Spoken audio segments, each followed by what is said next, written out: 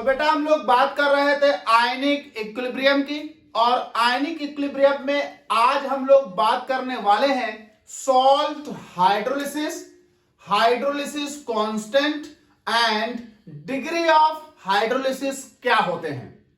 तो चलिए तीनों टॉपिक को पहले डिटेल में एक्सप्लेन करते हैं। जब आप ये तीन टॉपिक समझ जाएंगे फिर हम लोग डिराइव करेंगे weak acid weak base, strong acid weak base और वीक एसिड स्ट्रॉन्ग बेस से बने हुए सॉल्ट के लिए hydrolysis constant, degree of hydrolysis and pH of the solution.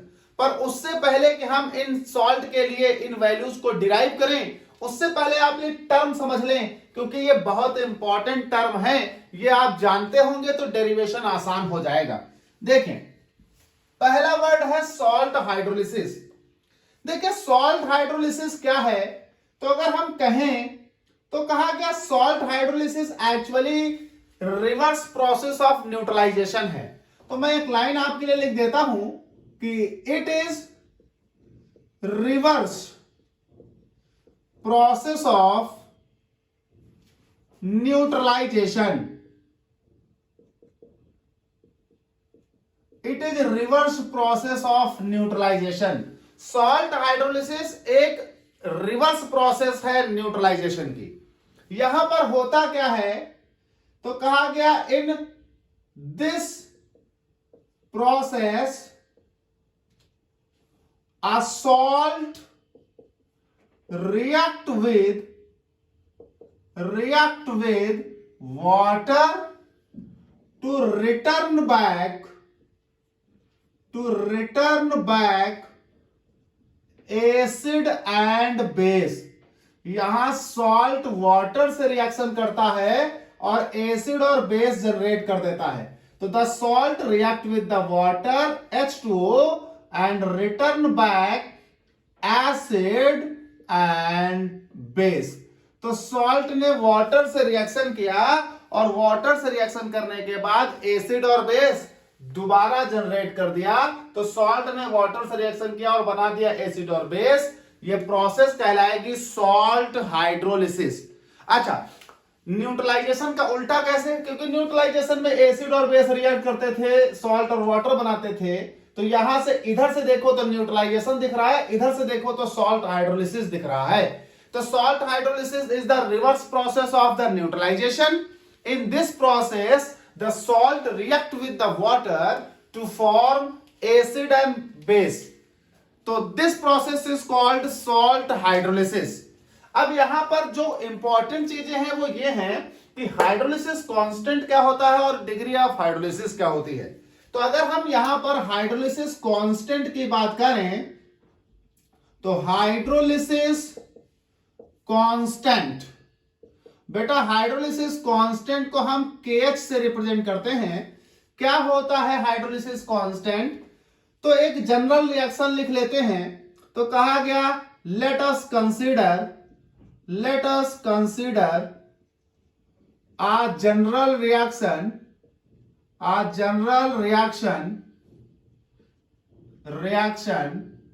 Of salt hydrolysis.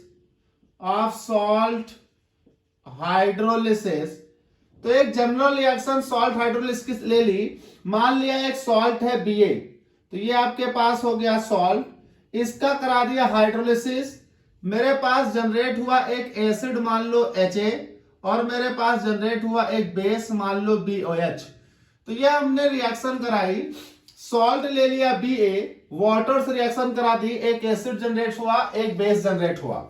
अब देखिए जो ये सॉल्ट हाइड्रोलिसिस में आपने वाटर से रिएक्शन करा के एसिड और बेस जनरेट किया है, यहां पर आप एक भी बात समझिएगा कि अगर हमारे पास सॉल्ट स्ट्रॉन्ग एसिड और स्ट्रॉन्ग बेस का हुआ तो जो हमारे पास एसिड और बेस रिलीज होंगे वो भी स्ट्रॉन्ग होंगे। सॉल्ट हमारे पास वीक एसिड और वीक बेस का हुआ तो हमारे पास जो एसिड और बेस रिलीज होंगे वो भी वीक होंगे। अगर सॉल्ट हमारे पास स्ट्रॉन्ग एसिड और वीक बेस का हुआ या वीक एसिड और स्ट्रॉन्ग बेस का हुआ तो जिस तरह का वो सॉल्ट होगा उसी तरह के वो एसिड और बेस रिलीज करेगा। तो मान लीजिए हमारे पास यहां पर जो एसिड और बेस रिलीज हो रहे हैं वो स्ट्रांग भी हो सकते हैं, वीक भी हो सकते, दोनों स्ट्रांग हो सकते, दोनों वीक हो सकते। तो हम मान लेते हैं कि salt and water react to form acid and base, then acid and base combine to form salt and water. There is a reversible process. तो हुआ क्या कि अगर ये रिवर्सिबल प्रोसेस है तो law of chemical equilibrium applicable on this. तो according to law of chemical equilibrium, तो लॉ ऑफ केमिकल इक्विलिब्रियम के according rate constant for this reaction K equals to concentration of product मतलब HaBOH upon concentration of reactant मतलब Ba and water. Now the water is remains constant because आपको पढ़ाया गया है कि जब hydrolysis की प्रोसेसेस होती हैं तो वाटर वहां पर हमेशा एक्सेस अमाउंट में लिया जाता है। तो कहा गया since H2O is always taken in excess so that H2O concentration of H2O remains constant, that is, तो हम यहां क्या कर सकते हैं, दैट इज हम इसे KH2O कर सकते हैं और KH2O को लिख देंगे KH। तो हमने क्या किया कि H2O को इधर भेज दिया, तो ये कांस्टेंट टर्म था तो H2O को इधर भेज दिया तो ये बन गया KH2O और KH2O इक्वल्स टू क्या हो गया KH। तो हमारे पास नाउ वी हैव तो क्या मिलेगा, ये मिलेगा KH2O इक्वल्स टू HA और BOH। नाउ ये आपको मिलेगा क्या बेटा, ये आपको मिलेगा BA और ये आपने क्या लिख दिया, ये आपने लिख दिया KH, तो ये आपका हो गया KH, तो ये हो गया KH इक्वल्स टू दिस। तो ये आपके पास हो गया हाइड्रोलिसिस कांस्टेंट, जिसे हम KH को हम क्या कहेंगे, हाइड्रोलिसिस कांस्टेंट।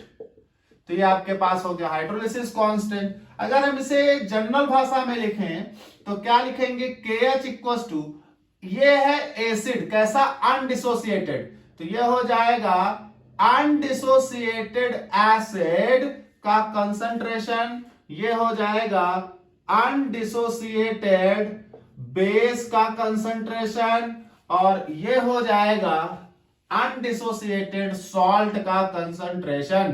तो हमारे पास undissociated acid, undissociated base upon undissociated salt, यानी एक जनरल भाषा में हम इसे ऐसे लिख सकते हैं, this is called hydrolysis constant. तो किसी भी सॉल्ट की जब हम हाइड्रोलिसिस करेंगे तो सॉल्ट की हाइड्रोलिसिस के बाद हमें एसिड और बेस प्राप्त होंगे और उस रिएक्शन के लिए जब हम हाइड्रोलिसिस कांस्टेंट निकालेंगे तो हमें हाइड्रोलिसिस कांस्टेंट इक्वल टू मिलेगा अनडिसोसिएटेड एसिड की कंसंट्रेशन इनटू अनडिसोसिएटेड बेस की कंसंट्रेशन अपॉन अनडिसोसिएटेड सॉल्ट की कंसंट्रेशन।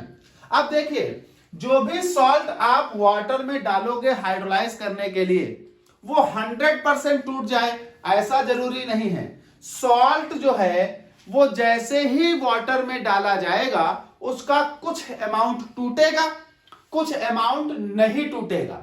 तो जितना अमाउंट टूट गया वो आयंस में कन्वर्ट हो जाएगा, जो नहीं टूटेगा वो अनडिसोसिएटेड सॉल्ट रहेगा। अब बात आती है कि किसी भी सॉल्ट को जब हम वाटर में डालेंगे तो कितना हिस्सा टूटेगा, इसे फाइंड आउट करने के लिए हम टर्म इस्तेमाल करते हैं degree of hydrolysis.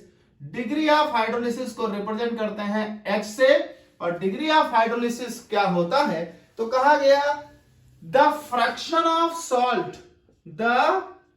Fraction of salt, the fraction of salt dissociated या hydrolysed, the fraction of salt hydrolysed, the fraction of salt hydrolysed, जितना सॉल्ट आपने लिया उसका जितना हिस्सा हाइड्रोलाइज हो गया वो कहलाएगा degree of hydrolysis. The fraction of salt hydrolysed is called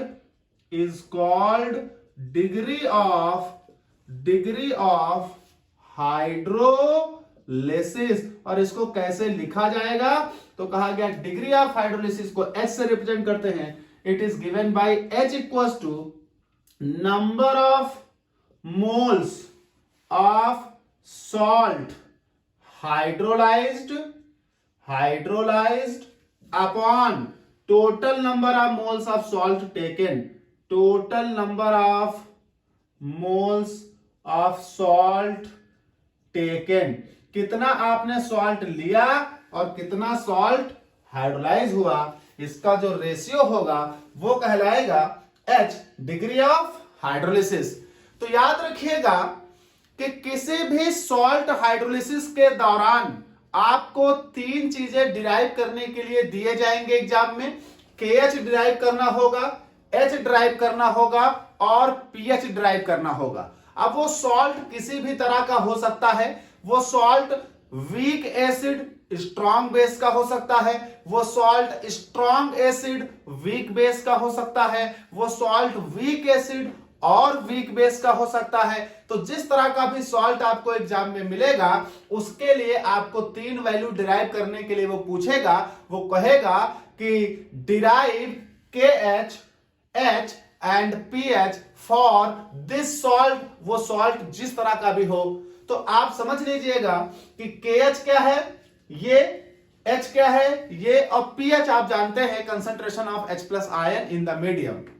तो हमने ये कुछ टर्म समझे, हम अगले वीडियो में अलग अलग सॉल्ट के लिए KH, H और pH डिराइव करेंगे कई तरह के सॉल्ट्स के लिए।